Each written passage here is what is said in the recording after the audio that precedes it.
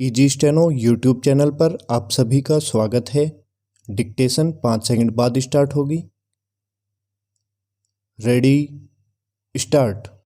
रेवड़ी संस्कृति को लेकर चर्चा के बीच चुनाव आयोग की ओर से राजनीतिक दलों को लिखी गई यह चिट्ठी महत्वपूर्ण है कि वे अपने चुनावी वादों की वित्तीय व्यवहारिकता की जानकारी मतदाताओं को दे।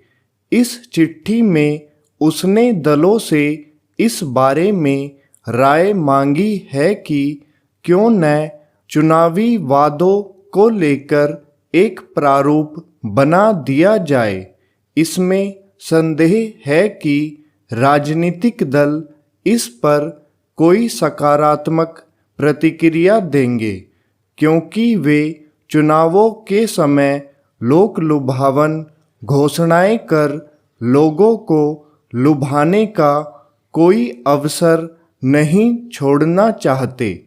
इस क्रम में कई बार हवा हवाई और ऐसी घोषणाएं कर दी जाती हैं जिन्हें पूरा करना संभव नहीं होता या जो सरकारों के लिए आर्थिक रूप से एक बोझ बन जाती है। इसके दुष्परिणाम अंततः जनता ही भुगतती है।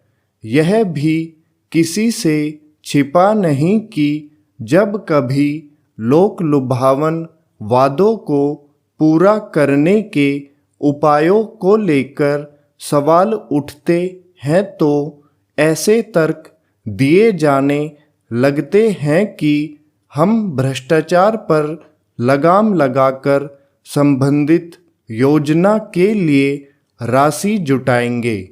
कभी कभी तो इस बारे में कुछ कहने बताने की जरूरत ही नहीं समझी जाती और फिर सत्ता में आने पर अपने वादों को आधे अधूरे ढंग से पूरा करने की कोशिश में आर्थिक नियमों की अनदेखी की जाती है या फिर कर्ज लेकर जैसे तैसे काम चलाया जाता है। इससे होता यह है कि राज्यों की वित्तीय स्थिति और खस्ताहाल हो जाती है। इसका उल्लेख हाल में भारतीय स्टेट बैंक के अर्थशास्त्रियों की ओर से जारी रपट में भी किया गया है। इस रपट के अनुसार रेवड़ी संस्कृति का चलन आने वाले समय में अर्थव्यवस्था के लिए घातक सिद्ध हो सकता है। उक्त रपट यह भी कहती है कि राज्यों के बजट में कर्ज का हिस्सा करीब 4.5% तक पहुंच गया है। विडंबना यह है कि चुनाव वाले राज्यों में राजनीतिक दलों की ओर से लोक लुभावन घोषणाएं करने का सिलसिला कायम है। जब कोई एक दल चुनावी लाभ के लिए रेवड़ी बांटने की घोषणा करता है, तब अन्य दल भी ऐसा ही कुछ वादा करने के लिए विवश हो जाते हैं। चुनाव आते आते यह एक होड़ में बदल जाता है। रेवड़ी संस्कृति का मामला सुप्रीम कोर्ट के समक्ष भी है, लेकिन राजनीतिक दल उसके इस प्रस्ताव से सहमत नहीं कि इस संदर्भ में कोई विशेषज्ञ पैनल गठित कर दिया जाए।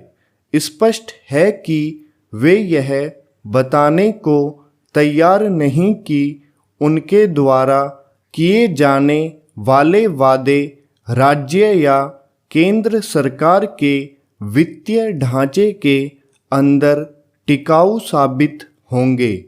इन स्थितियों में यही उचित है कि लुभावने वादों के संदर्भ में कोई ऐसी नीति बने जिससे राजनीतिक दल चुनावी लाभ के लिए मनमानी घोषणाएं करने से बाज आएं।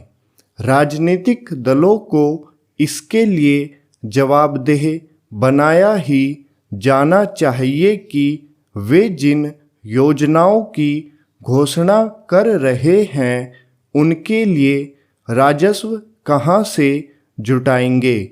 यह तब संभव होगा जब चुनाव आयोग को पर्याप्त अधिकार दिए जाएंगे।